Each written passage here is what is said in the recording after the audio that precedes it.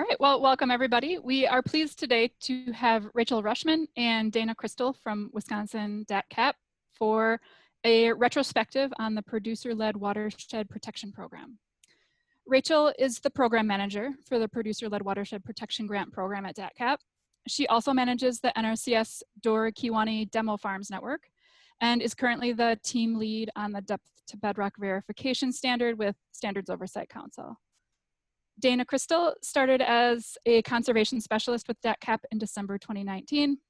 Her previous experiences include working as a soil conservationist for Fond du Lac County, a market manager for a vegetable farm in southeastern Wisconsin, and project outreach for perennial grains research at Michigan State. She holds a bachelor's in soils from UW-Stevens Point and a master's in plant and soil science from University of Vermont. So welcome, Rachel and Dana, and take it away. All right, thanks, Kate. As Kate said, I'm Rachel Rushmann. I'm the program manager for the Producer-Led program. I've been working on this grant program since it started in 2016, and it's really been a pleasure to work with all the partners involved in these projects. So the next slide, Kate. All right, so like I mentioned, it started in 2016. It's a governor-led budget initiative under the Walker administration, and the Producer-Led grants focus ultimately on farmer-to-farmer outreach and education, and then also working on a watershed scale to improve water quality within that watershed. Next slide. So this is a map of our current projects since 2016. We have 31 groups total now. So there's quite a bit of disbursement throughout the state, and we do expect several new applications in this next funding cycle. Next slide. So then just a glance at the funding over time. When we first started in 2016, we had 14 groups that we awarded funding to for just under $250,000. And now this last round, we awarded 24 groups funding for $750,000. And you can see we had over $1 million in requests. And the next slide. So just a brief overview of what we fund through this program. We fund farmer-to-farmer outreach and education events, so things like field days, workshops, conferences. We also fund on-farm trials and on-farm research, so things like long-term demonstration plots, cover crop test trials, the nitrogen use efficiency, work in partnership with Discovery Farms, so there's a lot of options there. And then next slide. And then we also fund incentive payments. So groups are able to structure their own cost share program if they get funding through us. And the most commonly funded practices that we've seen so far are different types of cover crops, reduced tillage, so usually converting to no-till, and then different types of low disturbance manure applicators. And the next slide. I also just wanted to highlight the partnerships involved in the Producer-Led group. So there's a wide variety of partners. So anywhere from a lake association to the Natural Resource Conservation Service to the county conservation departments. So there are a lot of different groups involved in these projects helping to make them more successful. Next slide. So then I just wanted to mention too, since this is most pertinent to this audience, just the change in participation from land conservation departments within the project. So in 2016, we had 7 counties formally collaborating with groups, and then up to 13. And so that's almost half of the projects that are funding or that are formally partnering with a Producer-Led group. And I should say too that there are a lot of land conservation departments that are partnering with these projects. They're just not with the formal collaboration set up with this grant program. And the next slide. So now I want to cover a little bit about our impact report for 2018 and 2019. We had actually over a 200% increase in the acreage covered. So just in 2019, there was over 440,000 acres of practices covered by the groups, and that was reported directly by the groups. Our program funding has tripled, so we went from 250,000 to 750,000, and the number of groups has more than doubled, so the 14 to 31 projects. I also just want to mention too that in 2018 and 2019, over 60% of the grant funds were actually used for incentive payments. And then next slide. Now I want to talk about our annual workshop. We have held 4 workshops so far. We hold them usually either in December, or then we started holding them in February in partnership with the Wisconsin Cover Crop Conference. We've gotten about 80 to 100 attendees at each. We actually do require that 1 farmer and 1 collaborator in each project attends this event every year. And the idea of the workshop is to allow groups to network and share ideas and lessons learned, and really get to learn from other farmers and other projects. We also have experts that come in and talk about conservation and nutrient management related topics. And then we have breakout sessions that allows for some of that discussion and information exchange. The next slide. So a couple of things that we learned at the last breakout session, at the last workshop, which was just this past February. Some of the biggest challenges for groups are getting new participation by farmers, and then also continued participation by farmers. And not only that, but also in continued participation by the leadership within these groups. And so one thing that we are trying to do is offer some leadership training and offer how to reach the middle adopters through a National Wildlife Federation Grow More model for that. We also have identified, obviously, there are barriers to conservation adoption. And so what we'd like to do is put together business case studies to try help identify some of the economic benefits that go along with implementing conservation practices, and hopefully can help increase adoption that way. And then another issue that groups face is just that public perception of agriculture and what they can or what they are not doing to improve water quality. So something that we're doing to help address that is partnering with Wisconsin Land & Water on success stories and promoting those throughout our channels. Next page.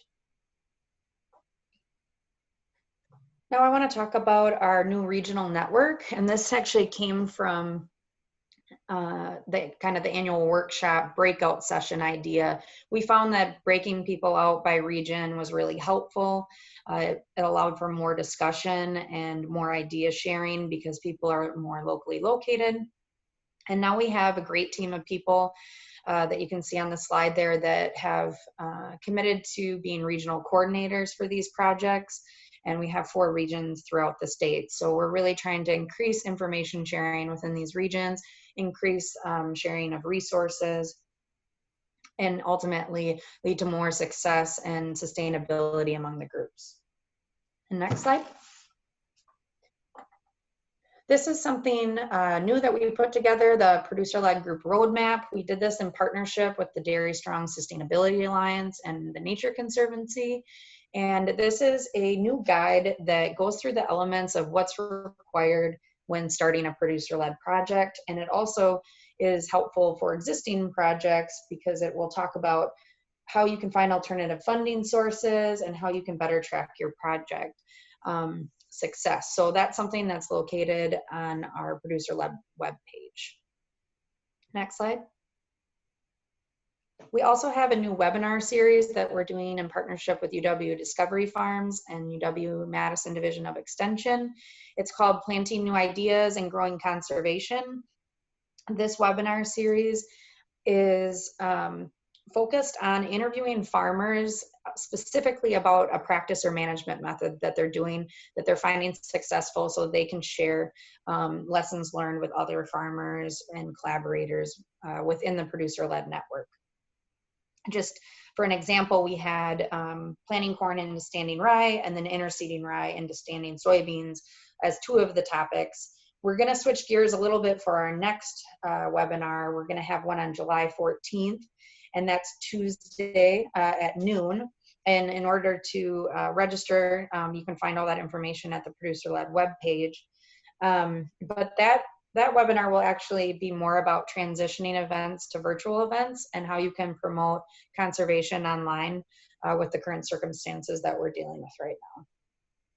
And the next slide. Just wanted to mention a couple other outreach items that we're working on. So if you are looking at starting a group, we have a ton of online resources on our webpage, and now with the new roadmap and everything too. And we're also, Dana, Christel, and myself are happy to come. Well, right now it'd be a little difficult to be in person, but either virtual or in person eventually, to do presentations on how to start a group and things you need to consider, and trying to get farmers to really be thinking about why they want to start a group. And so that's something that we're always happy to do.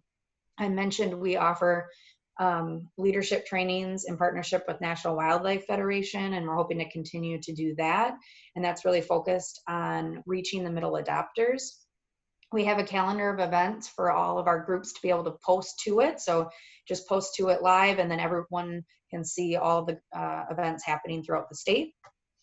As I mentioned, we're still going to continue to do success stories in partnership with Elliott at Wisconsin Land and Water, which has been awesome. And we have 2 of those posted on our webpage. We do e-news updates, which is more like a newsletter, and we do that periodically. And then we also have a listserv for the Producer-Led program. And then next slide. All right, so a couple of lessons learned so far.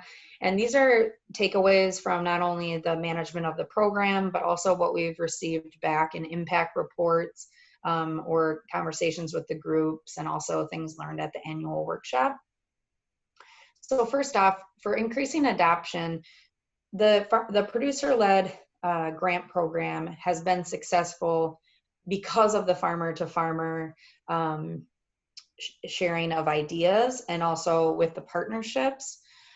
So looking at that farm-to-farmer format, and then also offering multiple formats. And by that, I mean, if you're going to do a larger event like a field day or a larger conference, then pair that with a smaller learning opportunity, like a shop talk afterwards or a few weeks later, so that people can come and actually feel more comfortable to ask questions and actually learn how to implement a practice. So we've found that that's been the most successful in actually getting farmers to try new practices. And then also the demonstration trials and the field days are really helpful. So for example, some groups will do side-by-side comparisons in a field, and then have a field day where they'll run a low disturbance manure applicator over both a no-till plot and then a conventionally tilled plot, and then everyone can see the difference that makes. And so those are really valuable learning opportunities through this program. So then also with practice recommendations, this can really, the field trials really can help to inform the local management of what groups are doing, and also the debunking of myths. So if people, with the soil warm up myth associated with cover crops, well, then that can be addressed. And if someone thinks that, this certain practice, like no-till, doesn't work in this certain soil type, those kind of things can be addressed locally and get more people to actually want to try those practices. And then also elements of a successful group. There has to be strong farmer leadership. There has to be at least 1 or 2 farmers that are really dedicated in trying to lead the efforts of the project. That is super important. The diversity of partnerships, with more partnerships, there are more resources and the more ability to get things done. And so that is super important. Having diverse funding, obviously we have our grant program, but we're not able to fund all types of projects. So it's really nice to have additional funding sources to be able to cover some of that. Having an outreach component, and so like those field days and workshops to be able to share what you're doing, and then ultimately to track the success of the project. That is very important. Next slide. So then I'm just going to go over a couple of the major challenges that were identified at the workshop and in the impact reports. As I already mentioned, it's engaging farmers in those leadership roles and in membership in general. We're going to continue to try offer training on this about the leadership, the communication strategies, and reaching those middle adopters, and hopefully help with some of that. Finding other funding sources. Administration challenges is definitely a big one. It takes a lot to run a producer-led group, and our collaborators are a huge reason why the farmers are able to lead with their ideas, and then they in combination are able to get a lot done. But with our regional networks, we're really hoping that having the regional coordinators and sharing some of those resources, and maybe like a speaker, and maybe even share an event and do a field day together, things like that might be able to help address some of those challenges. And then of course weather, that is without a doubt an issue that groups are facing right now. And then last slide. All right, so then for future plans, I have mentioned several of these, but as I said earlier, we'd like to do business case studies on conservation practices and then also conservation systems, so that we can showcase the economic benefit of utilizing these different practices that these groups are promoting. We want to increase industry connection, increase resources offered to the groups through regional networks, and we're working on that right now. We're doing surveys in meetings with the different regions to see what each region needs, so we can best tailor resources to them. Sharing more success stories to help share the positive story of agriculture and the good work that these groups are doing. And then we also are hoping to do a survey on the social impact of the groups with UW Extension, because this program in particular, the social impact is critical, is a critical part of its success. All right, well, with that, I am going to just introduce quick the tracking project. I did not mention the tracking project at all because Dana is going to be going through this. But this is a new project that we have, and we received funding through an NRCS collaborative agreement last year, and we were able to hire Dana's position, and she's our conservation specialist. And this project is utilizing Snap+ software to help identify what the nutrient and sediment reduction values are that are associated with the practices that the groups are putting in place. We know that these groups don't have the ability, at least all of them, to do this on their own. So we're really excited to have Dana on board, and really excited to be implementing this project. So with that, I'll pass it off to Dana. All right. Well, thank you, Rachel, for this introduction to what I'll be talking about now. As mentioned, I'll be sharing more about... Dana, can I just interrupt a little bit? You're rather quiet. I don't suppose you could get closer to your microphone? Sure. How's this? Is this better? There, that is much better. Thank you so much. Okay. So as mentioned, I'll be sharing more about what we're referring to as the tracking project, which is the component of the producer-led program that evaluates and describes impact that individual producer-led group projects are having, and then what that means for the program as a whole in the context of our state soil and water resources. So as Rachel mentioned, the main methods and tools we're using for this is Snap+. This whole process was planned in conjunction with members of the Snap+ team at UW, as well as folks at DNR, to ensure that we are incorporating the right data inputs in order to use Snap+ in this way as a watershed modeling tool beyond the individual field and farm scale, and also making sure that our overall process is aligned with how the DNR is conducting watershed modeling, and how you as LCDs may also be approaching watershed modeling, whether that's part of a 9 key element plan or like management plan development. So the purposes behind developing this portion of the program are to, again, provide some better guidance and clarity around what we as an agency are looking for from groups with tracking practices and progress, and just developing this overall more uniform approach, while also being somewhat flexible in the templates that we provide to accommodate these varying levels of technical and administrative support. So we aim for these evaluations to be somewhat of a value-added process, and by that I mean in doing a lot of this data entry, any you who do watershed modeling, it's a lot of data entry.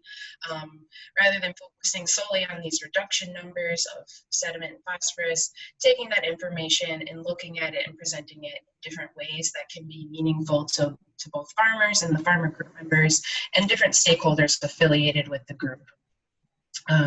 So by using sound modeling techniques and generating these different outreach materials, we can aid these groups in kind of bridging that gap between farming and non-farming communities around farming perceptions, while continuing to build support for the program as a whole from other entities. Next slide, please. So we're approaching this as sort of a multi-phase project, with 2020 being the year that we're really getting organized and the project goals and methods are being communicated across the different groups. There's around 30 of them throughout the state, as Rachel mentioned. So we're just trying to get an idea of where each group is at so far with tracking practices. And since each group is at a different place, we're proceeding with this more generalized crop rotation information approach in hopes of working with each group to move towards a more detailed process in subsequent years. And additionally, we're looking at this tracking project for now through the systems lens. And I think as conservation professionals, it's important to consider the system we think about progress and impacts, rather than focusing solely on reductions based off of sole practices implemented in a single year. So I'll get into this in more detail in the following slides, but as I said, we're collecting this various information from each group and I'll go through some of the outreach materials that we've prepared to illustrate some of this. So next slide, please. So to illustrate this, I'm going to spend some time going through parts of one of the completed projects, and that is the Dodge County Farmers for Healthy Soil, Healthy Water. I had the benefit of being somewhat familiar with this group already, having come from Fond du Lac County, their neighboring county, and worked a little bit with the farmers in this group in some of my work there. So next slide. So a lot of these are just pages that I've pulled from the report. So this is just an example to show some of the content that we're using to help describe the groups and do more of the storytelling about each of the groups. So we're pulling out information about their events, stakeholder engagement, different on-farm research projects, and perhaps different practices that they've dedicated a lot of time and resources towards. So an example of this for the Dodge County group is their work with 60-inch corn, observing the feasibility of different cover crop blends to establish and grow in between rows, and paying attention to what impact that could have on the cash crop. So next slide, please. And then each report will include this graphic to help describe the process that we're using. So I'm going to just take some time to briefly break this down for you all. So for our purposes, the data inputs that we're using, we're looking at the dominant soil types for each watershed, and we're defining that as those soils that are greater than 2% of the area of the watershed. And then we're looking at the organic matter percentages that are defined by NRCS Web Soil Survey for each of those soil types. Then we're looking at the lower quartile, median, and upper quartile soil test phosphorus levels for the county. And we're pulling those from the DATCP soil summaries. Those are aggregated every 5 years, and they're separated out by county. And it's a summary of all soil tests that have been taken from DATCP certified labs. Then we've got the county average yields, which are National Agricultural Statistics Service data. And then from each group, we are pulling information about the dominant operation types of that watershed. So this is where we're working very closely with the collaborators and farmers and a lot of LCDs to get information back about this. And then with each operation type, we are defining different levels of conservation. So for each operation type, we generally have what we're calling a conventional rotation that has a lot of heavy tillage, traditional tillage, I should say, then an intermediate rotation, which might incorporate a reduced tillage implement or perhaps a cover crop somewhere in the rotation, and then a conservation rotation, which might best reflect what some of the most innovative farmers in some of these watershed groups are doing. And then lastly, we're looking at average plant and harvest dates of crops in Wisconsin. And again, that's also NASS data, but we're using that to do a very simple calculation of living root days across a conservation system or across these different crop rotation systems. And that will make more sense in a few slides here. So next slide. So now I'll just kind of go through what some of these modeling results look like. So in the Upper Rock River Watershed, which is the project area for the Dodge County group, it's mainly green and dairy operations in this area. So I worked with some folks at the county there, also consulted with the farmers to get some information back about what the most common practices are for this project area. So next slide. So for grain operations, we're looking at a traditional corn soybean operation with fall chisel, spring disc, and field cultivation without any cover crops. Then they have provided 2 intermediate scenarios that are common for their farmers. So some have moved towards a vertical tillage implement, and others have moved more towards a strip tillage implement. And then the conservation rotation is represented by a full no-till system, rye cover crop after beans, and then planting into the standing rye the following corn crop. So next slide. So after putting these rotations into SNAP+ on each of those soil types that I mentioned, with each of those different 3 soil test p-values, we can run the NM3 report to get information back about soil loss, the phosphorus index, and the soil conditioning index. And so those of you who run SNAP+ to do nutrient management plans for your county, you're likely very familiar with this. So for the soil loss information, we can show not only how this changes by rotation type, but then we can also separate it out over slope classes to represent that in a different way. So for this watershed, we had A, B, and C slope class soils. And this figure just goes to show how much more variable soil loss can be across slopes in an operation that uses full tillage in comparison to some of these other scenarios. So of course, what this might mean for a producer who maybe operates a lot of flat ground, but has a farm with some steeper slopes perhaps, that soil loss might be tolerable on their flat ground, but if management isn't adjusted on the steeper slopes, there's obviously a lot of potential to be losing soil.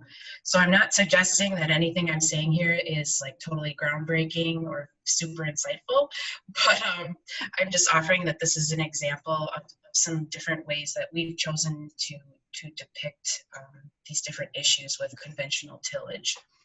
And so here, for example, when we're looking at the difference between an A and a C slope, so the A is the green dots, the red is the C slopes. So in a conservation scenario, the modeled range in soil loss is 0.2 tons per acre per year. If you compare that to the conventional rate rotation, which is over 8 tons per acre per year. So I think it's important to, when we're talking with farmers, it's important to highlight this variability because variability is tied to system resilience. I've noticed more content in a lot of farming publications and farming conferences focused on increasing farm resilience, and this is usually in the context of unpredictable weather and stabilizing yield.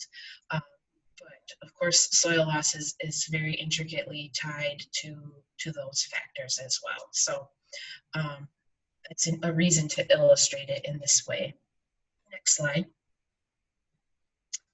So to illustrate some of the phosphorus numbers across the different scenarios, rather than splitting this data out by slope class, we wanted to show how loading potential can vary across soil test phosphorus levels. And this is especially important if you work with a lot of livestock producers.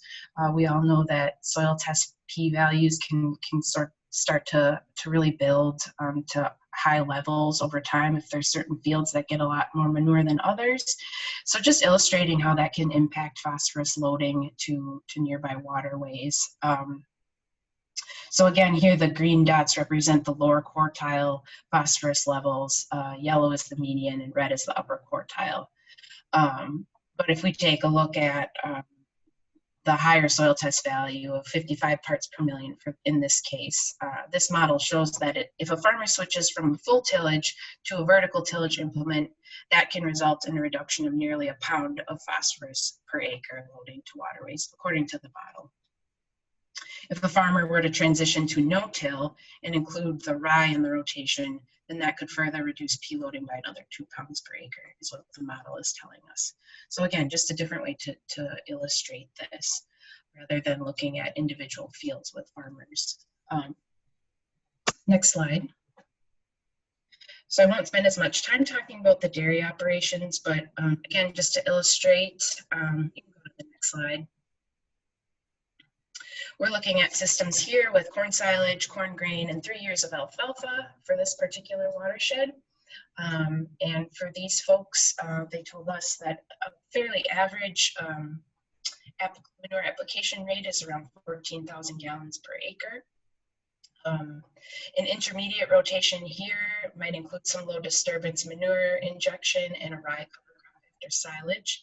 The same would go for the conservation rotation. However, we're looking at a full no-till system here. Next slide. So this information, again, can be displayed in a very similar way as how we've looked at the grain data before. Next slide.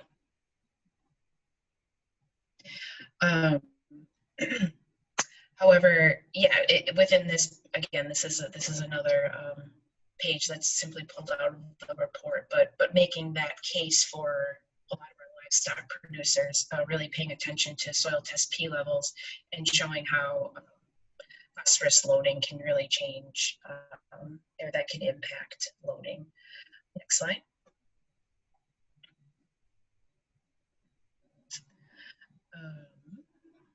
And this pretty much, I mean, this just kind of details very similar information, just obviously different results. So you can go to the next slide.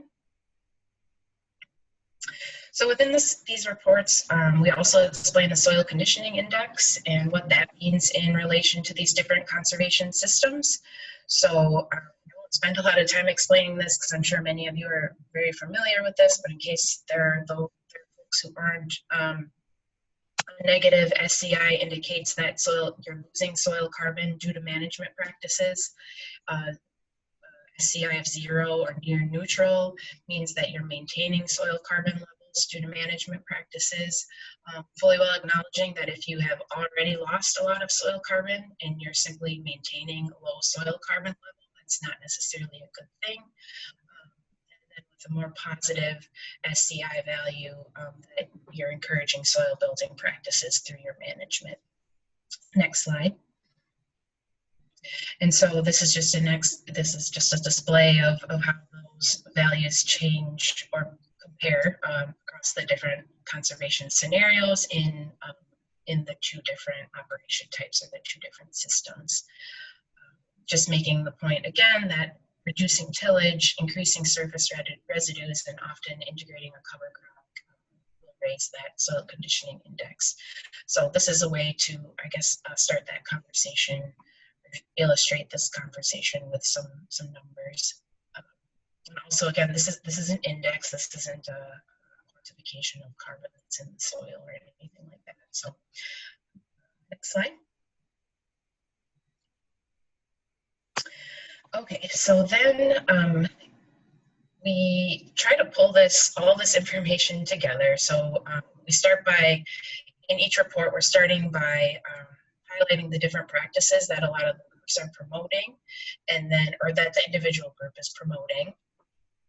We illustrate what the potential impact is through these different modeling evaluations, but then trying to tie the 2 together by looking at group engagement stats or farmer membership in terms of the acreage that's covered by farmer membership, how many cover crops are being planted through incentive programs, things like that.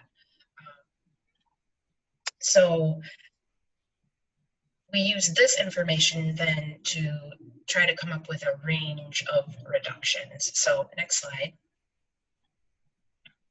So this is kind of where the tricky part comes in, and this is where the hope is, again, that we started with the systems level evaluation, and as we work more closely with groups moving forward, we hope to be able to get some more detailed information back about their practices so that we can provide a little bit more tighter reduction numbers, I guess. So again, making some big assumptions here about potential reductions, but using that conventional rotation as sort of the baseline, if you want to think about it that way, and then attaching reductions based off of that to these various conservation scenarios, and then applying that to, for this particular group, they have 27,000 acres of farmland that's represented by their membership. And of course, it would be great to be able to pair some of this information with actual water quality sampling and edge of field monitoring in the future, along with some of those tighter reduction numbers like I mentioned. But there is a benefit, I think, in going through this exercise first. So next slide. And again, this just illustrates the numbers for the different levels of conservation for the dairy rotation. And I know I'm kind of switching through these very quickly, but these will all be posted on the website, and we're going to be sharing these on our listserv also. So next slide. So then we've taken all of this information and summarized it into an infographic. So the idea is that each group will get an infographic to represent each operation type that's representative of their watershed project area. So this is included as a page in each report, but it's very easy to just export that one page. So if farmers are interested, or if it seems useful to share at field days and things like that, if it's useful in promoting their message, it'll be fairly easy for them to do so. So if we look at this, we're kind of moving from left to right as a gradient of conservation. So for the soil loss, we've decided to kind of make the connection between what that actually means when you're losing even just 1 ton of soil per acre per year. So moving from left to right, obviously that's decreasing with the modeled results. And these are all the modeled results that are specific to this watershed. Same with phosphorus loading, that's decreasing as we move along the gradient.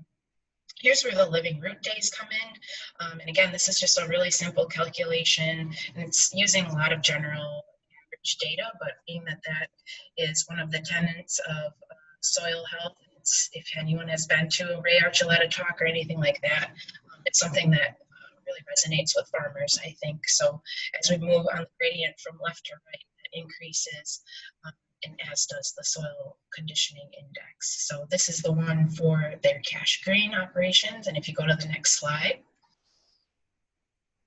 Dana, I just want to remind you of the time. We have about 5 more minutes for presentation, and then we'll have a little bit of Q&A at the end.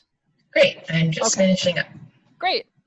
Okay, and so then this one shows, illustrates, how dairy operations change along that gradient. Go to the next slide. And then we close out each report with sort of looking ahead what each group will be focusing some of their time and effort on. So for this particular group, they've got a really strong nitrogen use efficiency program going, a localized NUE program. So they're hoping to expand upon that along with any other projects for this particular group. So that can look like anything. And again, that this just kind of aids in the storytelling of each group. Next slide. So moving forward to 2021 and beyond, I've alluded to this several times, but the hope is after this initial systems level evaluation, we'll have a lot of the databases set up to more easily calculate reductions based off of specific practices that groups are paying for through their incentive practices. or incentive programs, and then just practices they're implementing through other projects. So we've developed 2 different templates that we'll put up on the Producer-Led webpage that helps guide groups. They're just really simple Excel documents that lay out each of the pieces of information that we'll need in order to do, I guess, these tighter evaluations. And then we're also looking at possibly some different metrics looking forward, going beyond sediment and phosphorus, as exciting as those things are. So looking at some different spatial analysis tools that we could maybe do with some of the watersheds, in addition to some different industry frameworks. So we've been keeping an eye on the development of a project down in the Southwest, where a group is working with a dairy processor and some other partners. They're using the field print calculator, for those of you who are maybe familiar with the Field to Market Alliance, but that's a tool that's gaining sort of wider acceptance within the agricultural supply chain and with different consumer packaged goods companies, and that evaluates different farm sustainability metrics to help supply chain folks better tell their story around where they're sourcing their ingredients. So the tool itself uses very similar input data as you put into SNAP Plus for, say, a farmer's nutrient management plan. So we're also looking at ways to utilize phosphorus index data for other types of projects, such as potentially a pay-for-performance pilot project. That seems to be of interest from certain groups. So the idea is, if we're taking the time to gather a bunch of this information for either a nutrient management plan or input a bunch of data for these watershed models, what are some different ways we can look to sort of add value to that process? So next slide. And this kind of summarizes what I've talked about a lot already, so I won't cover that. Next slide. And so then I do just want to close out by making the point for any of you who may be looking to develop a 9 key element plan. If you're working with one of these producer-led groups in a watershed where you're looking to develop a 9 key element plan, perhaps to unlock some different funding sources, the approach that we're using is very similar to one that you might use to set up a baseline and then calculate reductions based off of practices. So I'm happy to share any files or resources that I will have developed along the way for group projects, if that's something that you are interested in doing. And then, of course, should you find any of these infographics or the way we've represented this information here useful to your own soil conservation programming or soil health programming, or if there's something that can be tweaked to better suit an audience that you are trying to reach, I'm happy to work with you on that also. So with that, I think we can open it up to questions. Thank you so much, Rachel and Dana. We do have a couple of questions already in the chat box, and if anyone else wants to chime in, feel free to type your message here. Before we get started on the questions, I wanted to point out that I did post web links for both the DATCP Producer-Led website and the Dodge County Producer-Led group, which were the 2 resources you referenced in your presentations. So let's get to the questions. Does the modeling of producer-led efforts use anything to estimate nitrogen loss to groundwater? So as of right now, no. We have had some conversations with UW Discovery Farm around potentially using some of the ways that they're looking at nitrogen use efficiency, calculations with that, things that we can maybe implement to our own tracking process. To date, we haven't, that's not part of this initial stage of the process. Okay. Also, do you have any suggestions for getting more farmers to join their local watershed group? I can take that one, Dana. Yeah.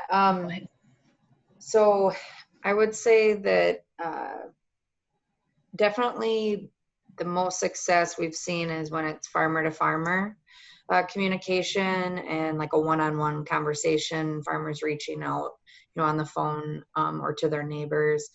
to try get more farmers to come to their events or to participate in their monthly meetings. One idea a couple of groups use is to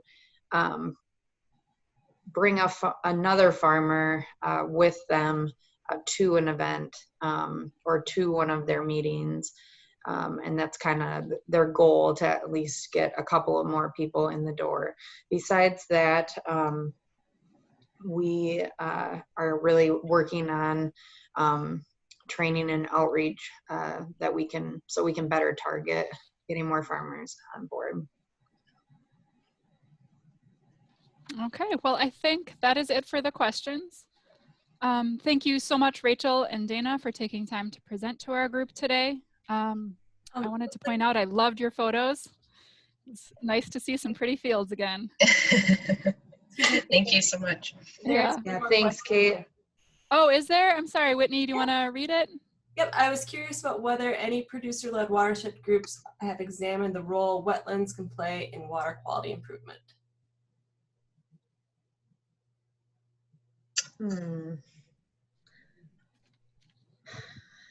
I guess, Dana, what do you think? It's probably more if they have 9 key element planning involved, or more watershed-based planning? Yeah, potentially. It certainly seems like the majority of programming and outreach is certainly focused more so on cropland practices and more of the addressing a problem that's already in the field, so grass waterways and wascobs and things like that. So I would say, generally speaking, I'm not aware of many farmers who are focusing on wetland restoration work.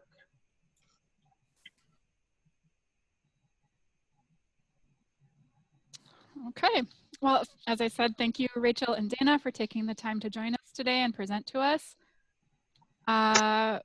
That concludes the information from this particular room. Coming up next, we have one session. It is the virtual social hour. Though we can't all be together in person, you can choose to grab a beverage and join us for a more fun session. We will hear from our colleague and owner of Bricks Cider. This one will be closing, but if you check the virtual agenda that was emailed to you or the link in the chat box, you can get to that room. The final session today is called, Hey, you know what's not local? That beer you're drinking. And they'll begin at 3:20, so you have a few minutes to get over there. Thank you all again for joining this county conservation meeting. Thanks for Extension for hosting this. And thanks to all of our presenters, in particular Dana and Rachel. Thank you so much. Cheers, everyone.